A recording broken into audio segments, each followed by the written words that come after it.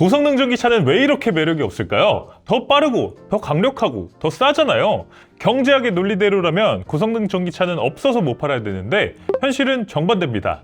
지금 우리나라뿐 아니라 글로벌 자동차 시장에서 고성능 전기차는 그냥 재고만 쌓여가고 있어요. 실제로 데이터가 말해주고 있습니다. 포르쉐부터 보면 전 세계에서 작년 한 해 동안 911은 51,583대가 팔렸습니다.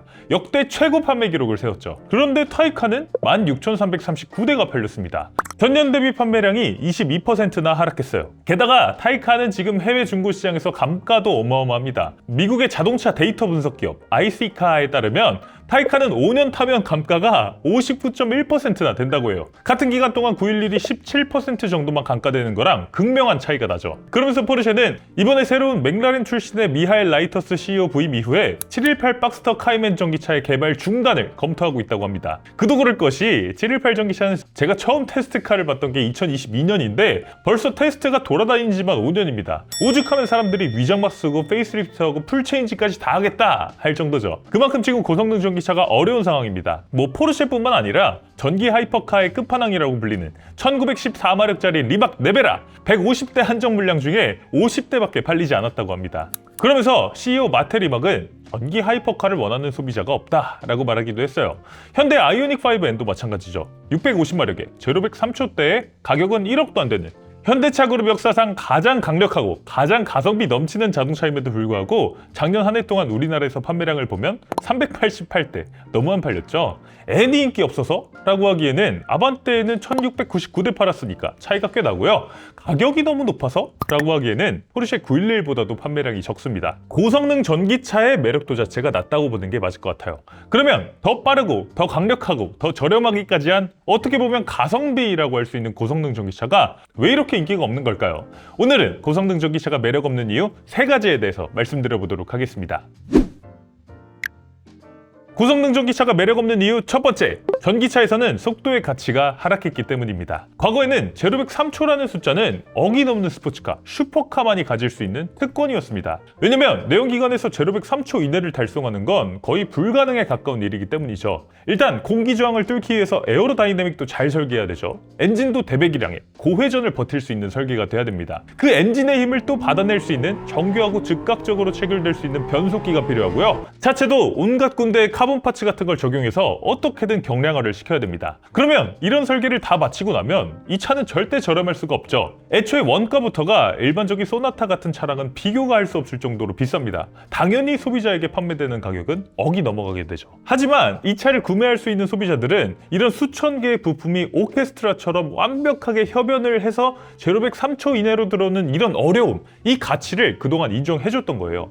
야, 이렇게 기계공학적으로 공을 들였어? 내 차가 남들하고 이렇게나 달라? 그러면 억이 넘어도 이 돈을 낼 만하지 라면서 기꺼이 이 돈을 지불했던 겁니다. 그런데 전기차는 이걸 너무 쉽게 해버립니다. 공학적 난이도가 훨씬 쉬워졌어요. 모터는 0rpm에서 바로 최대 토크가 나와버리니까 기어비 최적화도 필요 없고요. 터보렉도 없고요. 클러치 슬립? 뭐 이런 것도 없습니다. 그냥 소프트웨어로 출력 맵을 조절하면 되죠. 그러니까 직진 가속력은 전기차한테는 그냥 태생적으로 가지고 나오게 되는 전기차의 성격 같은 게 되는 거예요. 전기차를 사면 기본적으로 빠른 차를 사게 되는 구조인 거죠. 실제로 지금 미국 인사이드 EV의 조사 결과를 보면 2024년 기준으로 미국에 판매되는 전기차 250종 중에서 제로백 3.5초 이내가 20%, 제로백 4.5초 이내가 절반이었다고 합니다. 예전이었으면 포르쉐 718 GTS 4.0 6기통 박스 엔진 요 정도가 돼야 제로백 4.5초를 겨우겨우 달성할 수 있었는데 이제는 그냥 시장에 파는 전기차 중에서 절반이 제로백이 4.5초 이내인 거예요. 전기차가 빠른 건 그냥 당연한 거고 굳이 조금 더 빠른 속도를 위해서 수천만 원 혹은 수억 원을 더 지불할 이유가 없는 거죠. 소비자들은 바보가 아닙니다. 내가 1억 5천만 원을 주고 산 타이칸이 5,999만 원짜리 모델 3 퍼포먼스보다 느리거나 비슷하면 도대체 나는 뭘 위해서 돈을 쓴 거지? 이 근본적인 질문 자체가 고성능 전기차에서는 해결이 안 되는 거죠. 경제학에서는 이런 현상을 코모디타이제이션이라고 합니다. 한때는 희소하고 비쌌던 것이 기술의 변화로 누구나 가질 수 있게 되면서 가치가 떨어지는 현상인데 시계 시장에서도 이런 일이 이미 있었죠. 원래 1960년대까지 시계의 가치는 정확도가 좌우했습니다. 롤렉스, 오메가 같은 스위스의 기계식 시계가 수백 개의 부품을 정밀하게 조립해서 오차를 하루에 몇 초 이내로 줄이는 데 수십 년의 장인 정신과 수천만 원의 가격이 필요했고, 더 정확한 시간이라는 건 더 비싼 돈을 지불해야 얻을 수 있는 일종의 특권이었습니다. 그런데 1969년에 일본 세이코가 쿼츠 시계를 만들면서 그 유명한 쿼츠 파동이 일어나게 됩니다. 쿼츠 시계는 배터리랑 수동 진동자로 작동하면서 수천만 원짜리 롤렉스나 오메가보다 훨씬 더 정확했고요. 그러면서 가격은 비교도 안 될 정도로 수십 분의 1 수준으로 훨씬 더 저렴했죠. 그러니까 어떻게 됐습니까? 정확도라는 가치가 하루아침에 그냥 똥값 아니 하루아침에 그 가치가 그냥 별게 아닌 게 돼버렸습니다. 50만 원짜리 세이코 시계도 완벽한 시간을 알려주는데 누가 이 정확한 시간을 보려고 수천만 원을 쓰겠어요.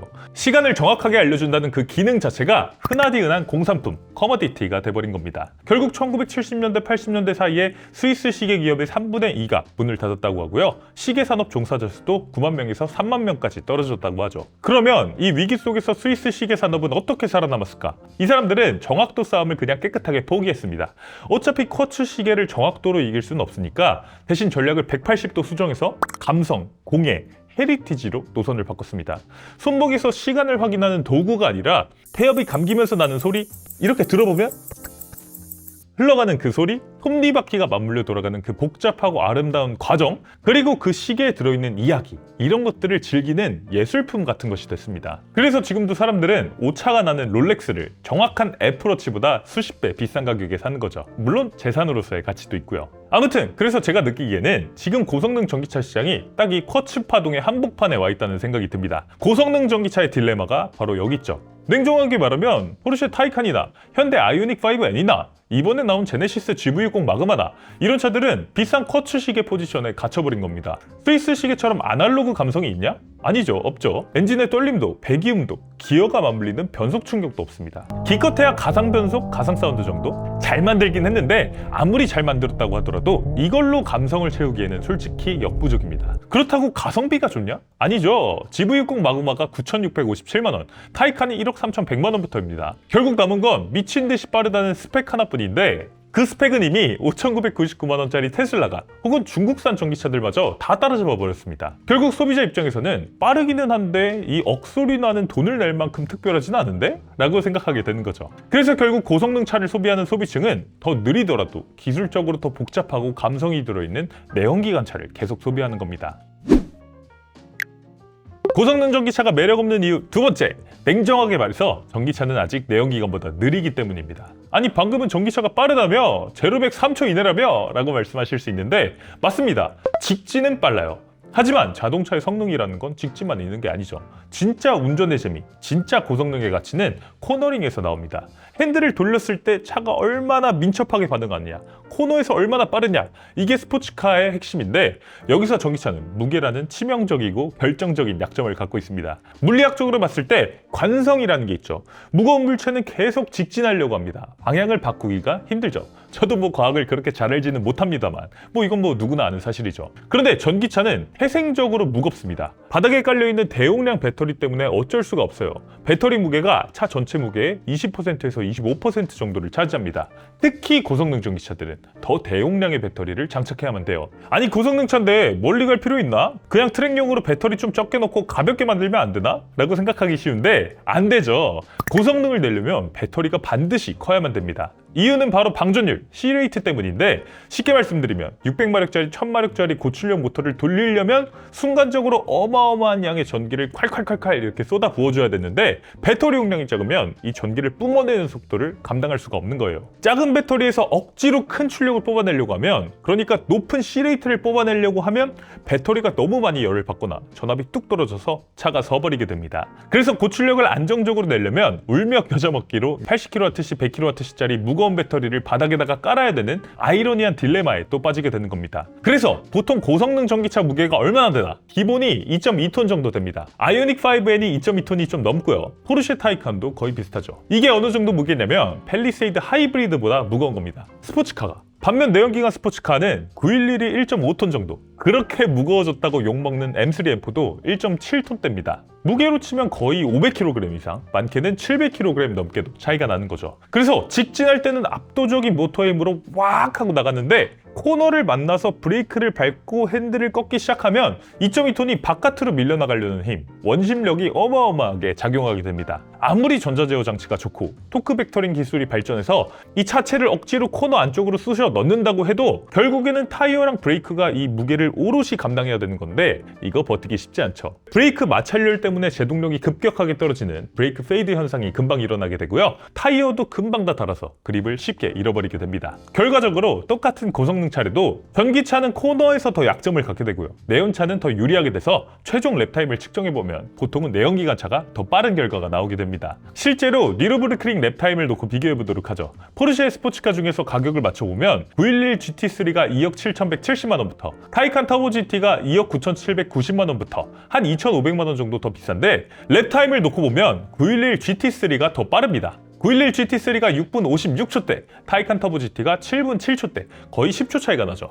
마력은 2배인데 트랙에서는 10초 가까이 느리다는 거. 이게 700kg의 무게 차이가 만들어내는 현실이라고 할 수 있습니다. 또 같은 가격대에서 단순 랩타임도 더 느리지만 성능 지속성을 놓고 봐도 고성능에서는 적어도 서킷에서는 내연기관이 더 뛰어납니다. 앞서 말씀드린 것처럼 전기차는 무거운 무게 때문에 타이어가 금방 닳아버리고 브레이크가 쉽게 과열되기도 하지만 배터리 온도가 올라가면서 출력을 제한하는 디레이팅이 걸리기도 하기 때문에 실제로 아이오닉 5N이 처음 출시했을 때 전기차 최초로 니르부르크링 2바퀴를 연속으로 주행했다 이런 걸 홍보하기도 했는데 그게 고성능 전기차에서는 역대급으로 열 관리를 잘해서 그 정도인 거예요. 보통은 한 바퀴 풀로 돌면 출력 저하가 온다고 합니다. 반면 요즘 고성능 내연기관차는 그런 거 없죠. 포르쉐 팩토리 드라이버 라스 케렌이 직접 확인한 바에 따르면 요즘은 몇 랩을 연속으로 돌아도 성능 저하 없이 거의 일정한 기록이 나온다고 합니다. 드라이버가 힘들어서 지칠 뿐이지 차는 쉽게 지치지 않는다고 해요. 그래서 결과적으로 1억, 2억이 넘는 돈을 스포츠카에 쓰는 매니아들이 원하는 건 뭡니까? 단순히 1000마력이 넘는 숫자를 원하는 게 아니죠.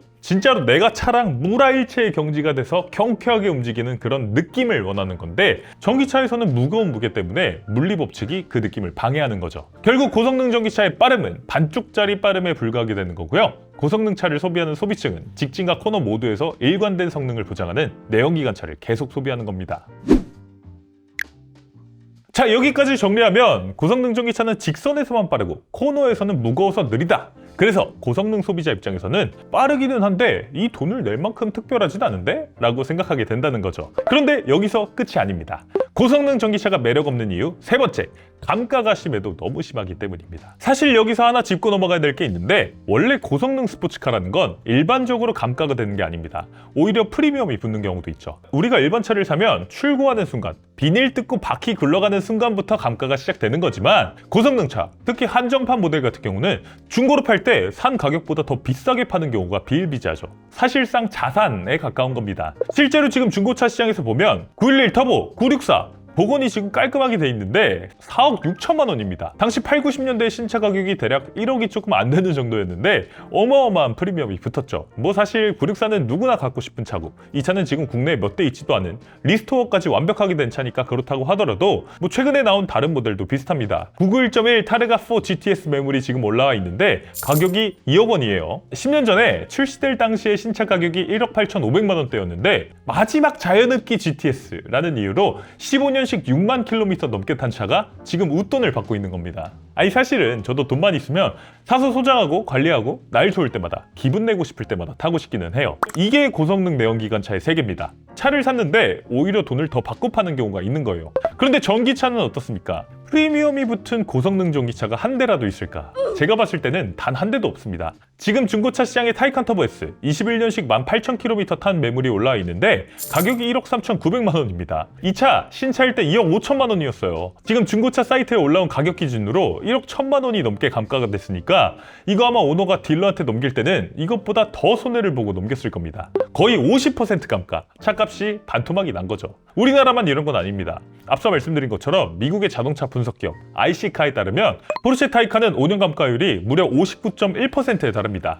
911이 17% 감가되는 거랑 비교하면 차이가 극명할 뿐더러 모든 자동차의 평균 감가율이 45.5%라고 하는데 그 평균하고 비교해도 감가율이 훨씬 더 높은 겁니다. 자꾸 포르쉐를 언급해서 좀 죄송하긴 한데 다른 차들은 더 심합니다. 아우디 이트론 GT가 5년 71.9% 감가, 메르세데스 벤츠 EQS는 1년에 거의 50%가 감가돼요. 그러면 전기차는 대체 왜 이렇게 감가가 빠릅니까? 사실 이유는 간단하죠. 기술이 너무 빨리 변하고 있기 때문입니다. 내연기관 엔진은 이제 갈 때까지 갔습니다. 그래서 5년 전 모델이나 지금이나 큰 차이가 없어요. 오히려 자연흡기 엔진이 점점 사라지고 있으니까 시간이 지날수록 마지막 자연흡기라면서 가치가 올라가기도 합니다. 또 요즘 차들은 환경 규제 때문에 배기음이 심심한 경우가 많은데 예전 차들은 그런 거 없죠. 그냥 배기음이 우렁 차고 그냥 시원시원하니까 그 감성을 위해서 굳이 구형 모델을 찾는 분들도 많이 계십니다. 그런데 전기차는 전혀 다릅니다. 지금 이 순간 매일매일 혁신이 일어나고 있어요. 배터리 기술도 매년 좋아지죠. 같은 크기에 에너지 밀도가 더 높아지고 있고요. 셀투팩이라든지 셀투바디, 나아가서는 전고체 배터리에 대한 개발과 투자도 이뤄지고 있습니다. 모터는 더 작고 가벼워지고 있고 충전 속도도 20-30%씩 빨라지고 있어요. 게다가 소프트웨어 중심 자동차 시대가 되면서 고성능 칩이 달려 있느냐,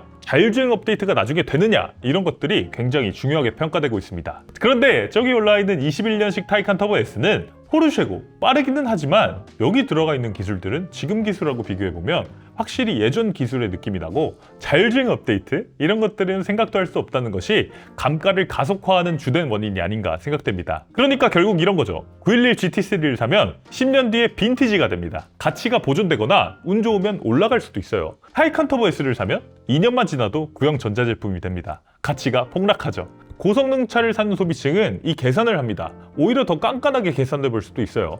투자의 관점에서나 소유의 만족감에서나 내연기관 쪽으로 마음이 기울 수밖에 없는 겁니다.